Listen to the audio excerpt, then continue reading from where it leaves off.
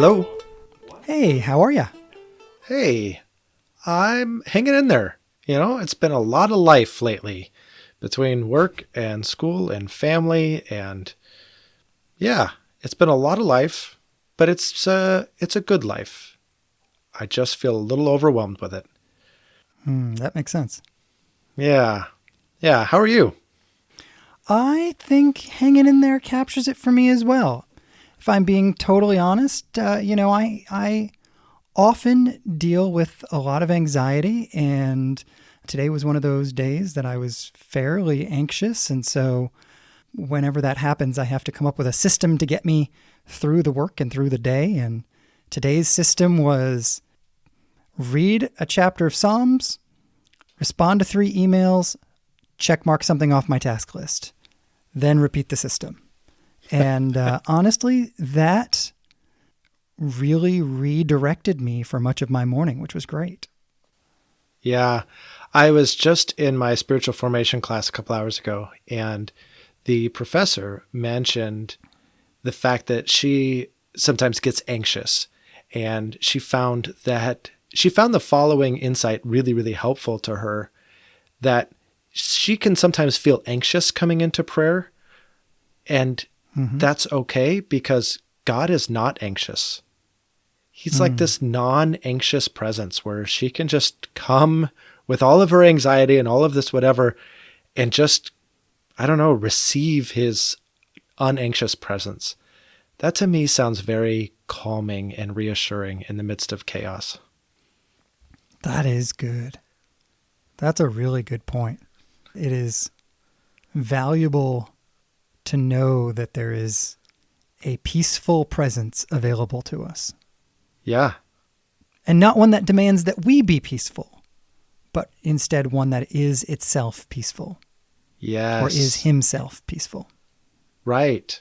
Right. Well, and I think in the way she was even representing it, sometimes we have anxiety about growing in our spiritual walk. Am I doing this enough? Am I bringing this to God? Am I, performing in this area? And she's like, yeah, God's not anxious. It's so we don't have to be anxious about our spiritual growth. We can just come so good. And commune and grow. Yeah, it's so good. No, it's so good. I mean, the number of times I go into prayer, and honestly, even after all these years, when I get distracted or when I'm anxious or whatever, both of which are a minute by minute issue for me, it is so easy to feel defeated. But defeated in this situation means I think that there's a win. And that inherently is the wrong approach. I don't have to be or do anything. I just show up as I am and be there with him. Yes. I just finished a book by Michael Casey for that spiritual formation class. And one of the things he says in there is, don't pray from where you think you should be. Pray from where you are. Yes. That's what bringing your whole self to God is. Just praying from where you are. Man, how often I don't do that. And as a pastor, I've talked to people who don't do that, who are praying from where they think they should be. Coming back to that brilliant scene in Bruce Almighty. Do you remember the end scene in Bruce Almighty that covers this topic? No, but I can't wait. This is so good. So, of course, it's Morgan Freeman as God standing up on a ladder, changing like a light bulb or something. And, yeah. Yep. And then what's the guy's name who is playing Bruce?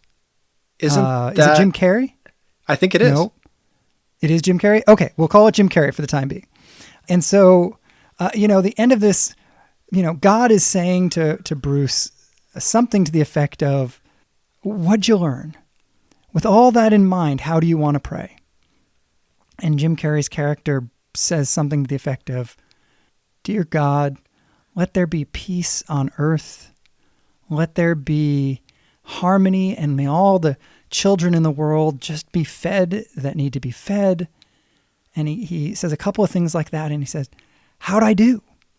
And Morgan Freeman as God says, great, if you're trying to be Miss America. But what do you really feel? What do you really think? Yes, And that's so good. that's stuck with me as a theologically profound moment for many years. Don't be Miss America. That's today's podcast lesson.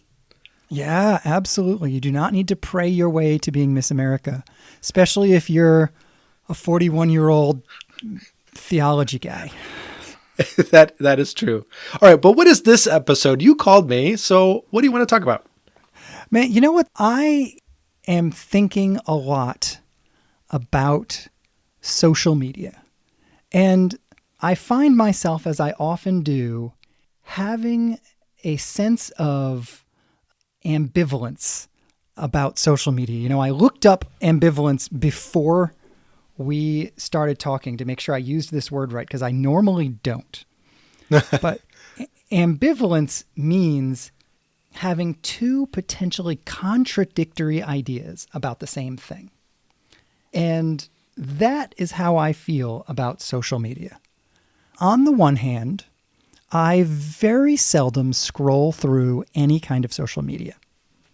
I don't find it particularly engaging or interesting. It just doesn't capture me. On the other hand, I am the person who's responsible for social media for this podcast. So I'm on social media, creating social media content every single day. And that is a fascinating place to be. If you add on to that the amount of times I walk into one of my kids' rooms and we have transcended watching television, we have now transcended watching YouTube, and both of my kids are regularly flipping through social media. And they'll sit there, and that's all they do. Mm-hmm. And initially, I don't mean to come across critically of that. I'm just noting it as a fact. With that fact in mind, I note that social media is a major element within our culture. And so I find myself thinking about it a lot. I have a million questions about it, and I just want to bat the idea of social media around and ask myself at the end of the day, what does it mean to think intelligently and coherently about social media? So that's what I want to talk about. Boy, I'm so glad that you took a moment to define ambivalent, because that exactly captures how I feel about social media for all the same reasons that you talked about. I don't particularly love it, and yet we're using it for this podcast, and I sometimes feel conflicted about that, but I'm mostly okay with it. But then my kids are on it a lot, and I know it's a way that the generation younger than us connects with one another, and to not engage on social media is almost like a social slight for some. And so you're not present, you're not involved, you don't care, is the impression that people get when we don't connect over social media. So I see that there is a societal need, or a perceived need at the very least, to connect over social media. And I don't know what to do with that, because I see that it could do some good, but I see that it can do some harm. I don't know where to draw the line there. Yeah, exactly. And that's where I want to just kind of back up and start asking some questions about social media and kind of play with it as a social or cultural convention or construct. Now, I do want to pause for a moment as the social media guy for our podcast. If you are listening to this right now, even if you're driving, I am 100% sure that this is not going to be the first time you've ever gone to and looked at your social media while you're driving. So I'm going to ask you, no matter what you're doing, to take a second and share our post from today. You're going to cause accidents. It was an On the Phone with Josh podcast crash. That, if you get in an accident as a result of doing this, please send us a picture and we will share it. But no, seriously, take a minute, share. It really does actually help us significantly more than you think. But here's the question I want to throw in here to you, Josh. What is the role that social media is playing in our culture today?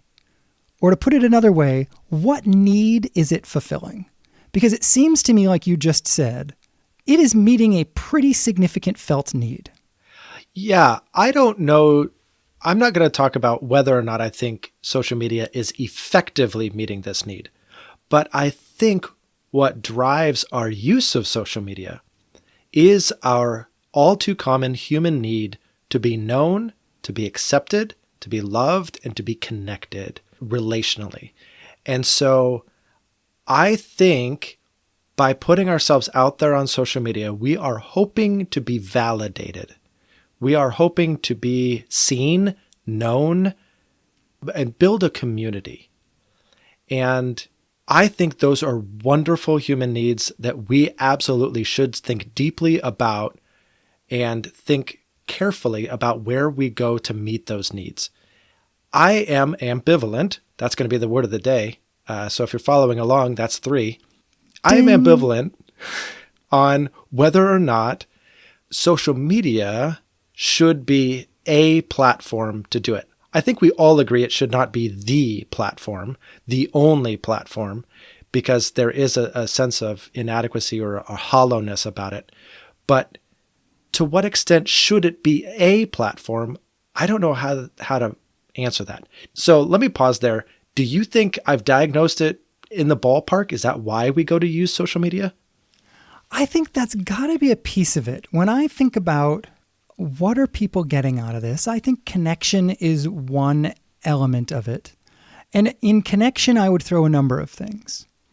We want to see people who we respect as real people, and we want to participate in their lives.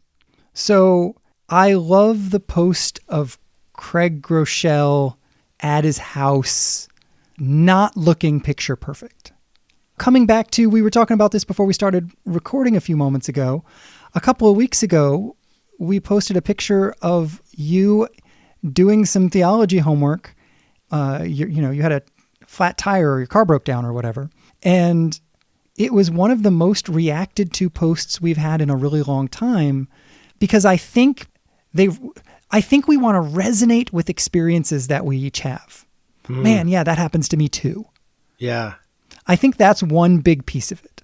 Resonance, maybe, I would call that. Boy, if there's anybody who is younger, let's say under 25, who listens to this, I would love your input on what you get out of this. But it seems to me like being stimulated is another thing that people get out of it. It's a hit.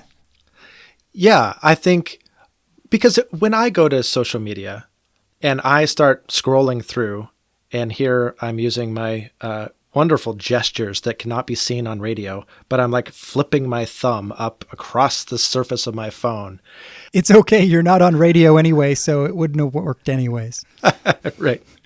So when I go to social media and I just start doing the thumb scroll, I am looking to kill some time. Maybe my brain is full and this is just some mindless activity that can suck some time and distract me from what I'm doing. And so that's when I go to consume social media. But I have to say, I am more prone to scroll than stop scrolling. Very little interests me when I'm in that state of mind. I'm just like, yeah, okay. And I probably stop over a half a dozen posts, but for the most part, I'm just scrolling. And so I don't know what I'm looking for. Maybe I'm looking to be entertained. I'm almost assuredly looking to be distracted. Yeah, distracted is a good word. But I would wonder, and I'm not this age, but as I observe my kids using social media, I think there is a sense of I have to stay in the social media world because that's where all the trends get set. That's where all the inside jokes come from. That's what all my friends talk about. If I'm not in that world and I'm not up on the latest Instagram craze or TikTok dance or TikTok sound, I'm not going to get the jokes and I'm not going to be connected to my peers. Yes, this is so one of the things that I think it is for a lot of people is a cultural space. Do you know what I mean by that? I do. And I think that's why I am okay with us using social media for our podcast, because I do want to create a cultural space. I do want to create a community that sits down and talks about the things of God and how we can live into them. So that to me is a justifiable use of social media. But maybe after this conversation, I'll change my mind. Yeah, no, I think to look at social media rather than to look through social media at the content that is being produced may be potentially complicated. The same way it's somewhat complicated to evaluate, is the internet good or bad? Yeah. That's why I started off just saying I want to think intelligently about this because, and I don't know if this is true or not, but it feels like throughout our lives, there have been a number of technological shifts that have been seismic in the way that they influence social connectedness, society as a whole. The internet feels like it changed the world. Right. And social media feels like a building on to that. And then now people who are very comfortable in that world, which is not us, are exploring new ways to find entertainment and engagement in that world.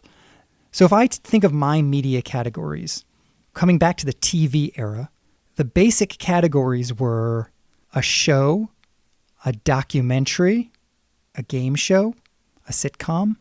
And now we're looking at a different era of media that is expressing itself in a different context and therefore is creating different expressions of media that don't fit the categories of a show, a sitcom, a game show, a documentary.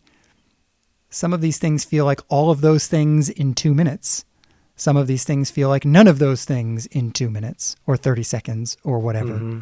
I'm just intrigued by what it is I'm watching. Which is interesting because I think to some extent, yeah, we were probably blind to the way that TV, sitcoms, what have you, were shaping us. I think the only thing that I recall hearing was, you spend too many hours in front of the TV and your brain gets lazy or it'll hurt your eyes or something. But those were the main concerns I was hearing. But today, I think with social media, we have a whole different set of concerns in terms of the way it shapes our brains, what it does to our attention spans, what it does to our conception of reality, what it does to our own self-image, like all of these things. And I think that's true of television as well. I just don't know that when we were young, people were talking about it. Maybe I just missed it. I don't know. Yeah, no, and I think it's interesting. You talk about the attention span issue. This is 30-second sound bites, whatever. But in the exact same moment in history, two things are happening. And I find it fascinating that these are happening at the same time. On the one hand, in the social media sphere, the length of content is shortening, right? It went from 22 minutes as an average episode down to whatever a normal TikTok is. Mm-hmm. But when you look at what is being produced in the new equivalent of the television sphere, whether it's on Amazon or Netflix or whatever, the new version of television is now producing what is no longer episodic in the way that I'm used to, but instead is these 8 to 10 to 12 hour movies that are just chopped into approximately 1 hour chunks. Mm-hmm. I mean, I tend to be in the sci-fi fantasy sphere of what I'm watching. So like when Wheel of Time came out or Star Trek Discovery or whatever, these are not episodic. Wheel of Time, for example, was one story. It was just one long story. And so we criticize media at the moment as if it were shortening attention span, but That is the longest thing I have seen in terms of attention span in years. It is, but the speed of the cuts, the frame cuts and the speed of the storyline and the amount of action, I think is still pulsating through the screen and through the episodes. And so to take something like a really long book or a really long documentary or something that doesn't move as quickly, certainly doesn't have the kind of flashiness to it, I don't see any of that coming out these days. I'm not a huge documentary person. I'd be curious to watch some of the President Obama produced U.S. parks stuff or great places in nature, whatever that series is that he did. But I don't watch that stuff, and I've never watched that stuff because I've always found it boring. So I am either profoundly symptomatic of what you just said or proof that it is transcendent beyond just the present moment. I'm not sure which. That's a good point. And I know plenty of people that are my age or older that would fall into that same category. So it is interesting. But even still, even if it doesn't shorten attention spans, or even if it does, I do think it has a formative experience for us. Yes, absolutely. And as everything does, right? It's not like we can just bash social media and say, oh, that's shaping you. Well, everything we do shapes us. Everyone we interact with shapes us. So that's just the nature of being human. What we expose our to has a shaping force to us. So it's fascinating. I don't know all the ins and outs of how social media is shaping me or the world in which we live, but it makes me cautious knowing that it has that kind of power. No, exactly. Especially as, I was talking with someone recently about the power of preaching, and we were talking about the fact that it is no individual sermon that is particularly formative for a congregation. Rather, it is the voice of the person who is preaching as it crosses multiple sermons on multiple topics that is what is influential. I think of Eugene Peterson's biography, and his son had said something to his dad about, you always preach one sermon. And his dad was really offended by that. Eugene Peterson was offended hearing I only preach one sermon. What are you talking about? And it was a long time later that his son was living somewhere else, not in the house he'd grown, and had said something about I'm having a hard time finding a church. The one I went to was fine, but the pastor hadn't found his sermon yet. And that's the point at which Eugene Peterson started to understand that what his son had said to him was a compliment. All these sermons interrelate into a voice, a meta-narrative that you as a pastor are bringing to the congregation over the course of a variety of sermons. Yes, exactly. And if that is true of something that we spend 30 minutes a week on or 50 minutes a week on, depending on what kind of tradition you're in and how long the pastor preaches, I guess that's what I'm asking myself is, what are the aspects of the voice or meta-narrative of the social media experience? How is that context situating or shaping the voice that is being spoken through it? You said it forms us, and anything that we touch, as often as we touch social media, if once a week over the course of years is formative, what is 35, 40, 50 little touches per day? How is that formative? Right. That's a lot of little micro course corrections. And I'm super intrigued by that. Yeah, nothing else in our lives, I would venture to say, do we give that kind of power to. That kind of, I will come back to it that many times throughout the day. Effortlessly, mindlessly, just giving ourselves over to it multiple times a day. And as you say, offering these little course corrections where it's bringing us further and further in line with whatever that meta-narrative is. And I don't pretend to define it, but it is really a fascinating thing. But because that has so much potential, let me ask you this. Do you think, and our podcast would probably fall into this category, but do you think Christians, churches, parachurch organizations, ministries of various stripes, should we be using social media as a vehicle for reaching people where they are? Or should we be trying to drive a different course because of the dangers of overexposing ourselves to social media? First of all, I don't think that there needs to be a Christian response. Fair. But if we are capturing this correctly, that this is a cultural space in which people are engaging in a variety of ways, in a variety of different media, all of which unites into a medium of culture. I think I'm accurate in summarizing what we've said so far as social media is the public square. Yeah.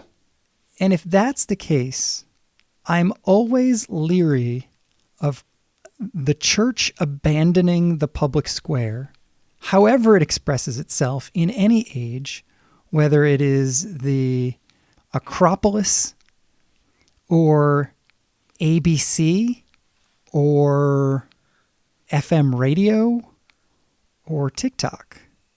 When we abandon the public square gets worse. That's well said.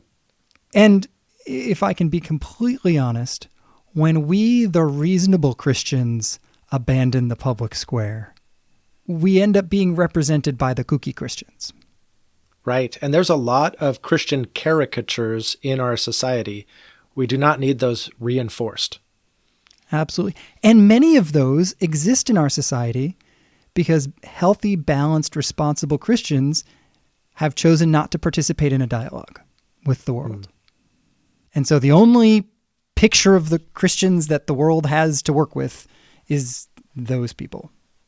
Yeah, I think that's interesting. And I would love to have another conversation someday about how we can effectively engage the public square, maybe broadly, but specifically in terms of social media, because I think there's a lot of ways to just stir up arguments and you're not going to convince anybody of anything. And so how do you engage the public square respectfully and intentionally in a God-honoring way that doesn't stir up dissension and cause feuds? And I'll be honest, my initial thought is, boy, I would love to pull in some of our kids to engage that conversation with us, because they are the experts who live in that public square. And I am confident that they have some insights I'm not catching. That would be a great conversation. On the Phone with Josh, Kids Edition. Which, by the way, I'm not completely coming up with this on my own, because my daughter has been begging for a daughter's edition with the two of us and your daughter for ages. And I keep forgetting to bring it up when we're doing planning and things like that. So now I've mentioned it, and I've mentioned it online live. So the question remains, are you going to text me after this episode and say, cut that out when you edit? I am not. All right. That's great. I think that gives us a really, really fun episode idea for later. Thanks for the good conversation. I enjoyed talking this through, thinking about what the role of social media is, how we can use it cautiously, how it does or doesn't change us, or at least being aware of the fact that it creates a meta-narrative in our life, and we need to be aware of that. So super good conversation. I encourage our listeners to join us on social media, on Facebook, on Instagram, on Twitter. Just search for On the Phone with Josh. You will find us. You'll find our logo. We would love to hear from you. We would love to interact about how you use social media, what you think the pros, the cons, the dangers are, and maybe what you've learned from the generation younger than us about the effective use of social media. I think that would be super fascinating. Yes, absolutely. And please take a moment and text this episode to a friend of yours and start a conversation with a friend about social media and how you use it and how they use it, and sharpen one another and challenge one another and inspire one another as you discuss those things. Absolutely. So with that, I do want to turn it back over to you, Josh, from Missouri. Other than social media, what have you been thinking about? This piggybacks on what we talked about, I think it was last week. Last week, you talked about this book that you've been reading, and I don't recall if it's the main idea or the title of the book, that is Being as Community. Yes, and yeah. I've been thinking about that a lot. And every week, I have this, or every other week, I have this 2 to 3 hour chunk of time when I am listening to Miroslav Volf's Exclusion and Embrace while I'm mowing my lawn, because I can't listen to that book in like 15-minute increments. It's too complicated. So that's the only time I listen to it. And he was talking about the story of the prodigal son. And he pointed something out that I thought captured that thought really well. He actually had a whole bunch of really powerful insights about this particular parable and how profound it was of Jesus. And so many little details I'd never caught. But one of them that he mentioned that I thought was fascinating and that really emphasizes that our being exists only in terms of community is that all of the characters in that story only exist in relational terms. They are the son, the father, the older brother. There are no names. There are no individual identifiers. They really only exist in their relational nature. And I just found that fascinating in light of our conversation from last week. And even if we talk about the people that met the prodigal son, right? Like even characters that don't necessarily enter the story, but like kind of exist outside of the story, you just have somebody that owns the pig farm and all of the people that this prodigal son blew his money with, right? But it was all, again, in unnamed community. That's great. That's cool. Yeah, I thought that was just fascinating.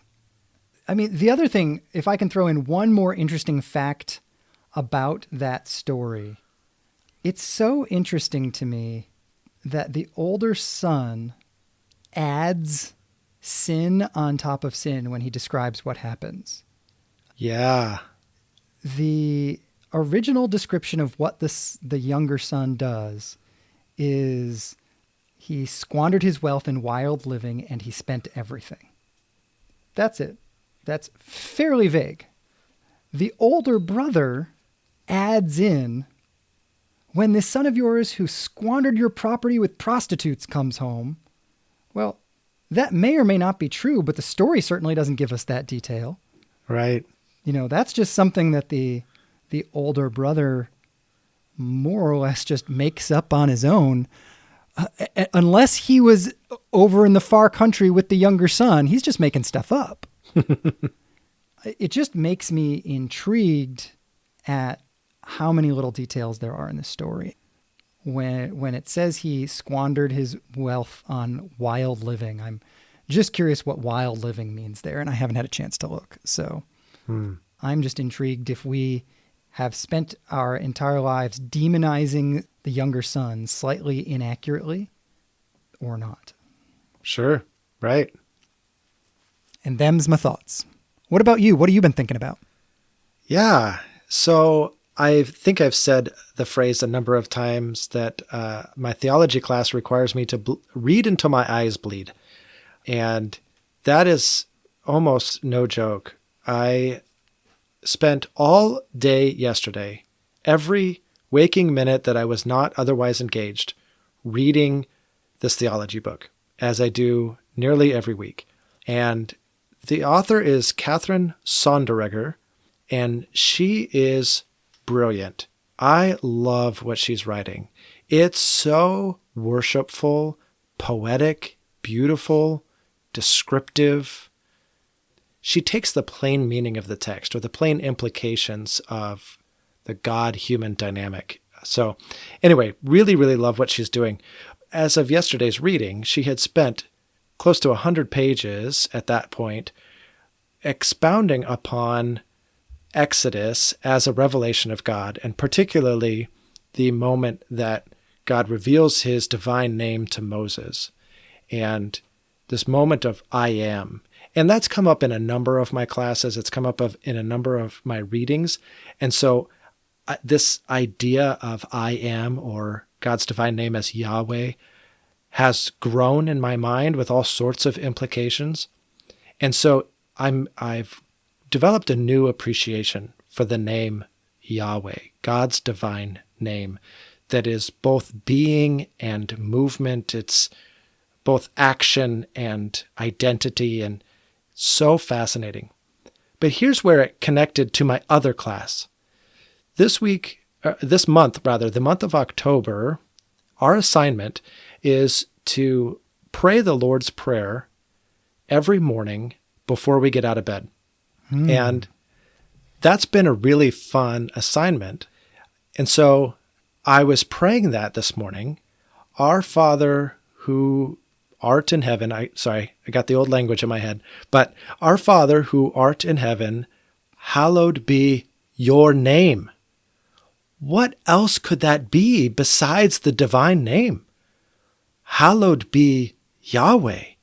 Hallowed be this name that you gave to us, this name by which you've made yourself known, God's very name.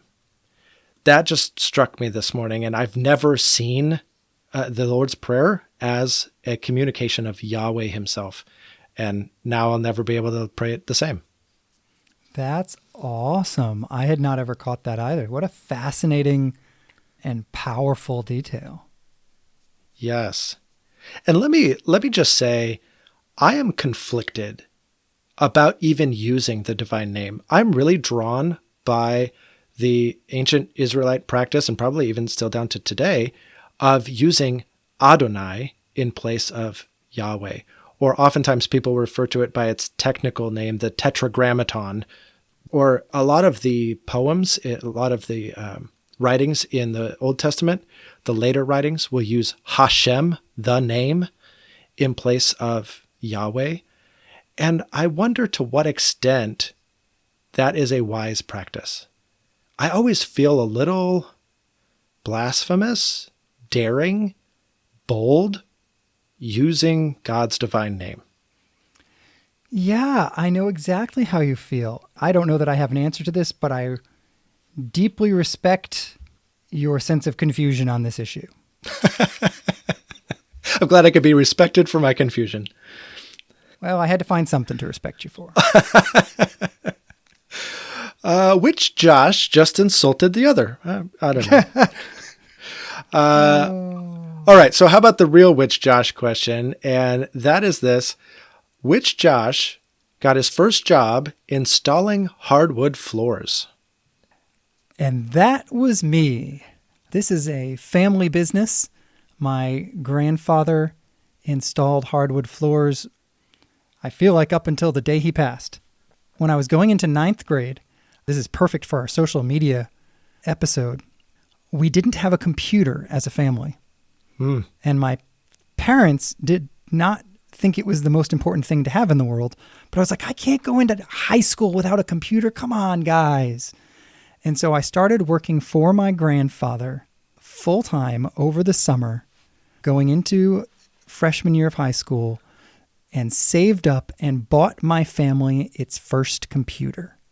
Wow. Was it a Commodore 86? No, I'm not that old. It was a 486 SX 33, I think. Remember when they started off in DOS and you had to type in Windows or WIN and hit enter to make Windows start. Yep. So it was that kind of computer running Windows 4.11, I think. Wow. I can still hear the boot up sound. I can see the little Windows logo and the grass in the background. Yeah. That'll take you Yes. back. Yep. And now my phone does more than that ever did. Isn't that true? And by the way, that cost me about $2,000. Holy smokes. Wow. I think it was like $1,800. Wow. You worked hard that summer then. I did. I worked, I guess it wasn't quite full time. I think I worked 4 days a week, Monday through Thursday, 7 to 4. That's good. Like my youngest is in 8th grade right now, and I've seen the value of that kind of hard work pay off in all of my kids' lives. So I think that's just awesome for spending your summer that way. Yep. Well, hey, we on for next week? We sure are. I can't wait. Awesome. All right. I'll talk to you then. Okay. Bye-bye. Bye. What?